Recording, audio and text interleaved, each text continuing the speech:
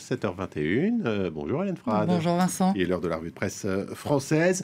On va commencer cette revue de presse avec cette mobilisation hier des opposants au projet d'enfouissement des déchets nucléaires. C'est à Bure, dans l'est de la France. D'après Libération, des centaines de militants ont tenté de mettre à terre le mur construit autour du site par l'Agence nationale pour l'enfouissement des déchets radioactifs, l'ANDRA.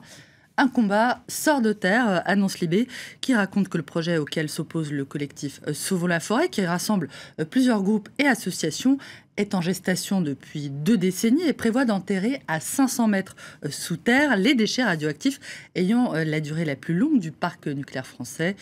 La mise en service est prévue pour 2025 pour un coût qui oscillerait entre 25 et 40 milliards d'euros selon Libération, qui explique que les opposants à l'enfouissement de ces déchets s'inquiètent de la potentielle dangerosité des émanations de gaz qui remontent à la surface, de la contamination des nappes phréatiques ou encore de l'évolution même de ces déchets. Des inquiétudes jugé légitime par le journal pour qui le projet de Bure incarne la faillite de la filière nucléaire française.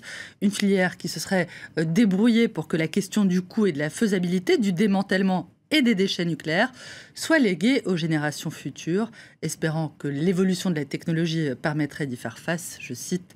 Alors que l'argument massieux de la filière nucléaire était le coût incroyablement bas de l'électricité en France, à Seine-Libé, on va bientôt réaliser que celle-ci, au final, n'est pas si bon marché et que le stockage des déchets est sans doute la question la plus angoissante de toutes, car en gros, il n'y a aucune bonne solution, je cite toujours.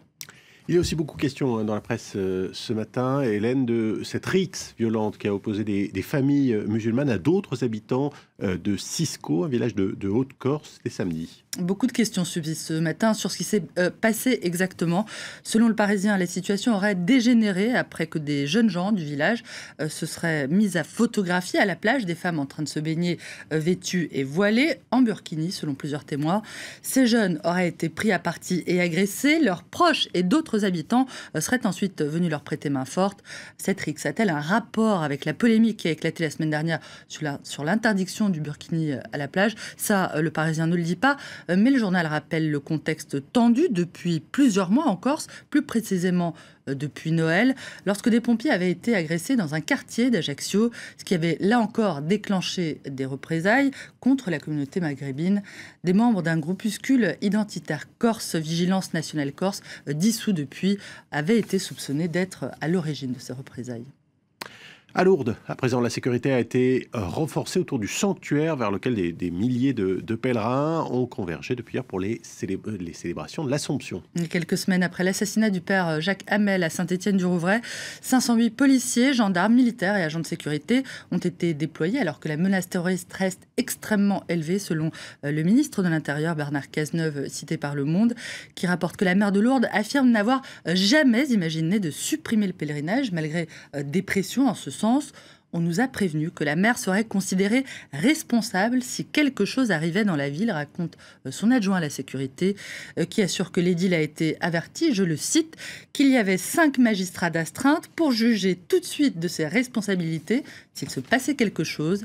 Si ça pète, on est mort, toute notre économie repose sur le tourisme culturel, dit-il.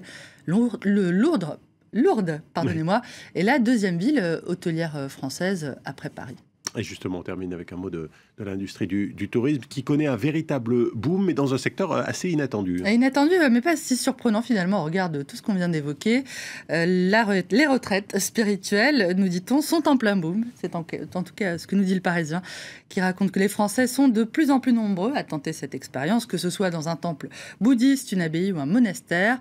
Alors que cherchent ces touristes spirituels de plus en plus nombreux à rompre, nous dit-on, avec la cadence trépidante de la vie moderne, pour des tarifs souvent très modiques, autour de 15 € la nuit. Ça s'appelle faire d'une pierre deux coups, pour faire silence, s'écouter, être face à soi-même, et nous dit-on encore, réfléchir au monde tel qu'il va. Merci Hélène Frade. C'est sur cette note que se termine cette revue de presse française. On vous retrouve dans 2 heures pour la presse internationale.